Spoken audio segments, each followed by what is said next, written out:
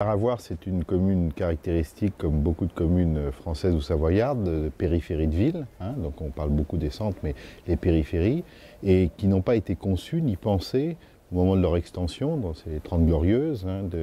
On a beaucoup construit, on a fait de la quantité, pas forcément de la qualité. Donc il y a, voilà, c'est une commune périphérique qui a tous les ingrédients pour être une ville. Il y a tout ce qu'il faut, il y a le collège, la mairie, le centre commercial, la place publique, les logements et tout, mais ça n'a pas été pensé, ça n'a pas été dessiné comme un centre-ville. Donc le vrai enjeu maintenant, c'est de redessiner, de repenser cette ville, et d'en faire une ville harmonieuse, avec une centralité. La place qui est juste à côté de nous, elle est hors d'échelle, elle est beaucoup trop grande, quoi. Elle est à l'échelle d'une ville moyenne, quoi. Donc il faut faire une place de village.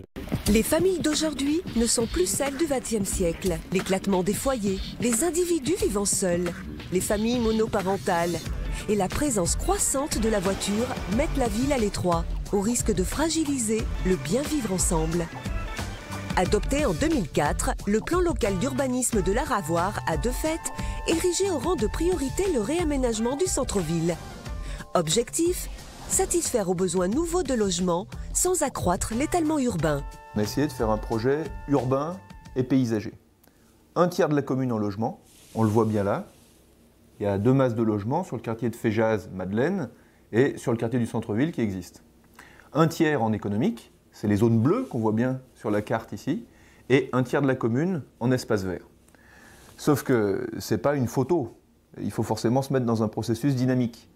Et la Ravoire a besoin d'assumer sa responsabilité en matière de logement et de maîtriser cette responsabilité en matière de logement.